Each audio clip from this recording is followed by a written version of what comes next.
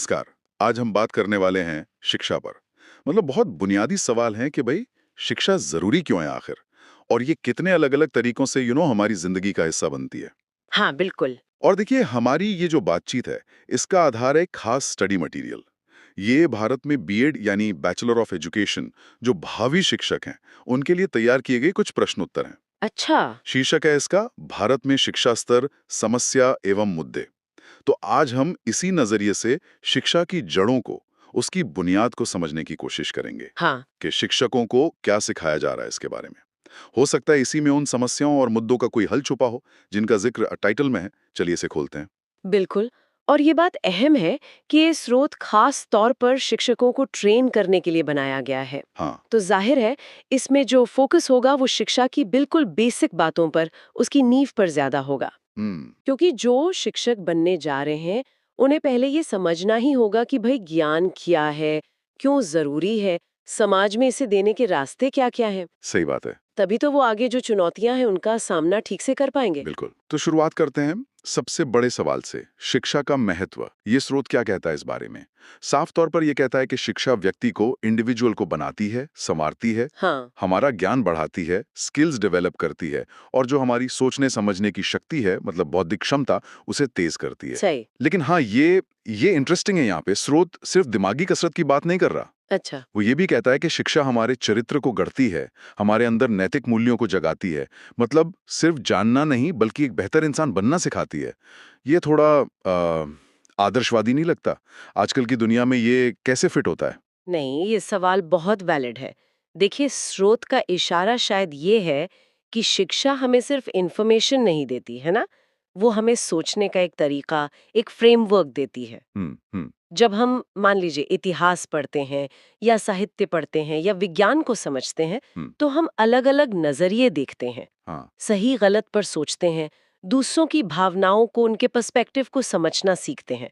हम्म। और यही प्रक्रिया धीरे-धीरे हमारे कैरेक्टर का हिस्सा बनती जाती है। अच्छा। ये सिर्फ किताबी बातें नहीं रह जाती। हम्म। ये हमें असल जिंदगी में, रोजमर्रा में फैसले लेने में, दूसरों के साथ कैसे बर्ताव करना है, अपनी जिम्मेदारियां क्या हैं, ये सब समझने में मदद करती हैं। तो आप कह रही हैं कि ज्ञान और चरित्र ये साथ साथ चलते हैं? हाँ, या कम से कम चलने चाहिए। हम्म। यही शिक्षा का एक बड़ा मकसद है, इस स्रोत के अनुसार। ठीक है। तो ये तो हुई व्यक्तिगत स्तर की बात, लेकिन स्रोत इससे आगे भी जाता है। वो सामाजिक और राष्ट्रीय स्तर पर भी शिक्षा के महत्व पर काफी जोर देता है। हाँ, बिल्कुल। ये कहता है कि शिक्षा समाज को आगे बढ़ाती है, समाज में बराबरी लाती है, और लोगों में एक दूसरे के साथ मिलकर काम करने की, कॉपरेशन की भावना पैदा करती है। सही। और साथ ही ये भी कहता है कि देश की तरक्की के लिए, इकोनॉमिक ग्रोथ के लिए, और सबसे जरूरी, अच्छे नागरिक बनाने के लिए शिक्षा पहली सीढ़ी है। हाँ। मतलब पढ़े लिखे लोग देश को बेहतर बनाते हैं। सुनने में तो ये बहुत सीधा लगता है, पर क्या ये वाकई इतना सीधा है? अगर हम इसे बड़ी तस्वीर से जोड़ें, तो ये जो कनेक्शन सीधा दिख रहा है, वो असल में काफी गहरा है। देखिए, शिक्षा सिर्फ हमारा भविष्य नहीं बनाती, हम्म। वो हमारे अतीत को भी जिंदा रखती है। हमारी संस्कृति, हमारी परंपराएं, हजारों सालों का जो ज्ञान जमा हुआ है, ये सब एक पीढ़ी से दूसरी पीढ़ी तक कैसे पहुंचता है? शिक्षा के जरिए। शिक्षा के जरिए ही। लिखित शब्दों में, कहानियों में, कला के रूप में। अगर शिक्षा ना हो, तो हम अपनी जड़ों से कट जाएंगे, हमारी पहचान धीरे धीरे खो जाएगी। ये तो बहुत महत्वपूर्ण बात है। बिल्कुल। और जहाँ तक नागरिकता की बात है, देखिए, लोकतंत्र का मतलब सिर्फ वोट डाल देना तो नहीं होता ना। नहीं, बिल्कुल नहीं। लोकतंत्र का मतलब है अपने अधिकारों को समझना, अपनी जिम्मेदारियों को जानना, सरकार क्या कर रही है उस पर नजर रखना, सवाल पूछना, ये सब इसमें शामिल है। हाँ। और शिक्षा हमें ये समझ और, कह सकते हैं, हिम्मत देती है। हम्म। एक जागरूक समाज ही तो लोकतंत्र को मजबूत बनाता है, सही कहा। उसे सही दिशा में ले जाता है। तो हाँ, ये कनेक्शन सीधा लगता है, पर इसकी नींव बहुत गहरी है, और ये राष्ट्रीय विकास के लिए अनिवार्य है। बिल्कुल।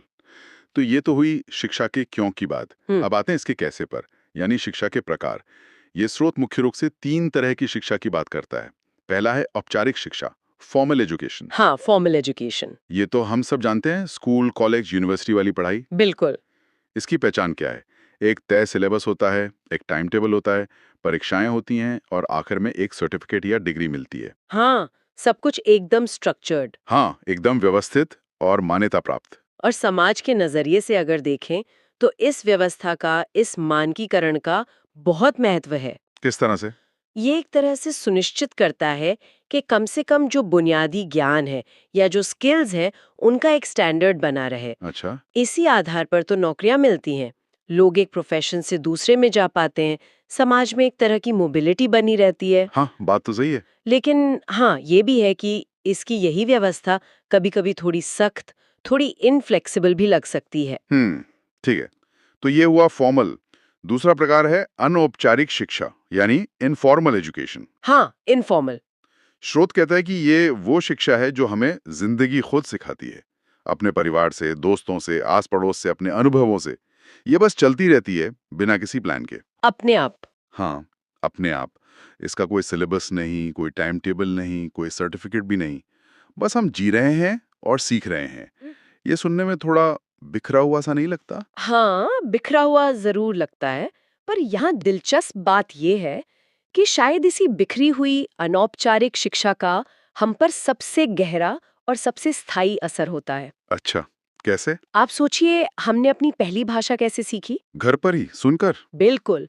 समाज में उठना, बैठना, लोगों से कैसे बात करनी है, कैसे व्यवहार करना है, हमारे जो बुनियादी मूल्य हैं, हमारी पसंद, नापसंद, यहाँ तक कि हमारे जो पूर्वाग्रह होते हैं, ये सब ज्यादातर इसी अनौपचारिक शिक्षा की देन है। ये बचपन से शुरू होती है और जिंदगी भर चलती है।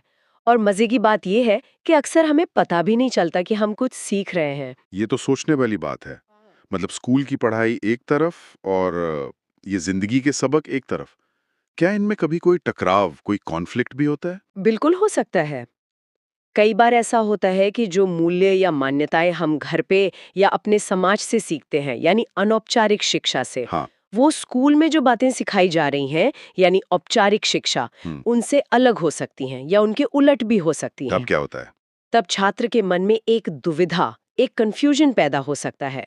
और शायद एक अच्छा शिक्षक वही होता है जो इस चीज को समझता है हम्म।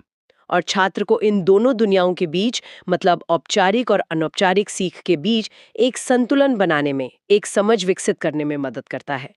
ये दिखाता है कि आप अनौपचारिक शिक्षा को बस यूं ही नजरअंदाज नहीं कर सकते। समझ गया, बहुत अहम बात है ये। अब आते हैं तीसरे प्रकार पर, निरौपचारिक या गैर औपचारिक शिक्षा, नॉन फॉर्मल एजुकेशन। हाँ, नॉन फॉर्मल। स्रोत बताता है कि ये होती तो ऑर्गेनाइज्ड है, मतलब प्लान करके चलाई जाती है, लेकिन ये स्कूल कॉलेज के पारंपरिक ढांचे से बाहर होती है।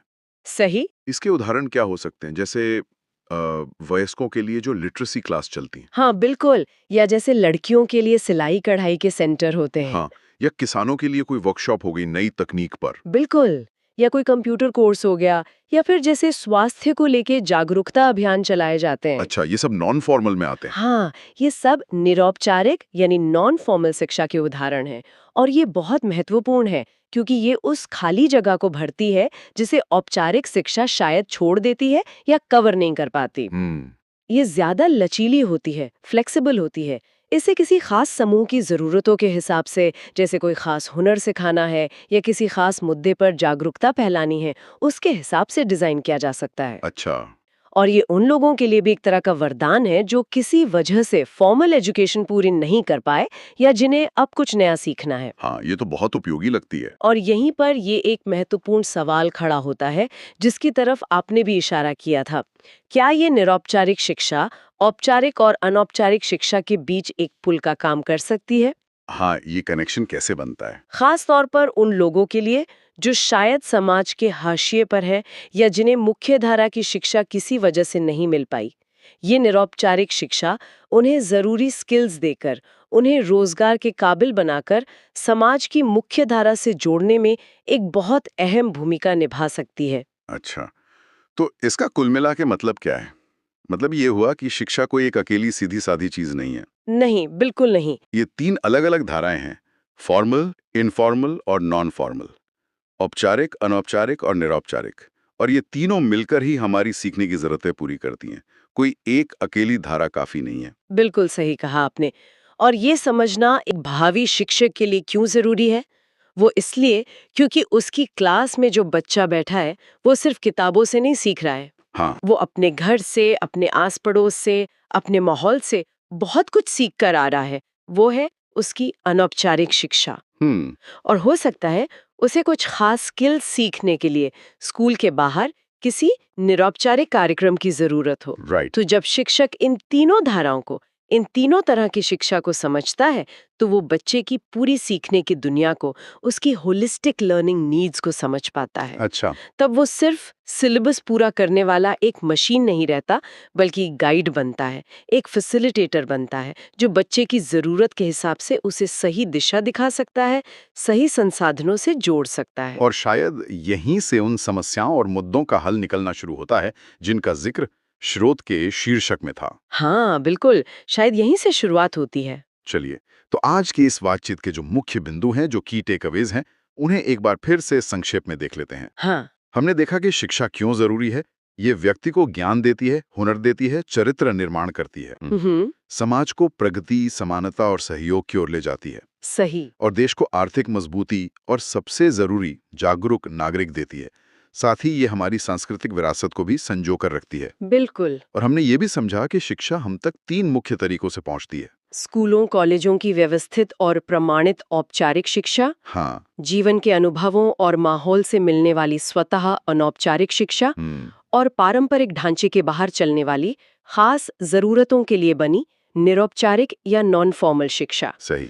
तीनों का अपना अपना महत्व है। बिल्कुल। और अब जैसा कि हमने शुरू में कहा था कि हमारा स्रोत बीएड छात्रों के लिए है और इसका शीर्षक है भारत में शिक्षा स्तर, समस्या एवं मुद्दे। हमने आज सिर्फ शिक्षा के महत्व और प्रकारों पर बात की, जो कि बहुत बुनियादी बातें हैं। हाँ। अब श्रोताओं के लिए सोचने का बिंदु ये है, शिक्षा की ये जो बुनियादी समझ है कि ये क्यों जरूरी है और कितने अलग-अलग तरीकों से दी जा सकती है, ये भारत में शिक्षा की उन असल समस्याओं और मुद्दों को हल करने में कैसे मददगार हो सकती है। ये एक अहम सवाल है। क्या इन तीनों प्रकार की शिक्षा, औपचारिक, अनौपचारिक, निरौपचारिक के बीच अगर हम बेहतर तालमेल बिठा पाएं, उन्हें एक दूसरे का पूरक बना पाएं, तो क्या हम शिक्षा की गुणवत्ता या उसकी पहुंच या उसकी प्रासंगिकता से जुड़ी कुछ चुनौतियों का सामना बेहतर तरीके से कर सकते हैं? इस पर सोचिएगा जरूर। बिल्कुल। इसी विचार के साथ आज की ये चर्चा यहीं समाप्त करते हैं। धन्यवाद। धन्यवाद।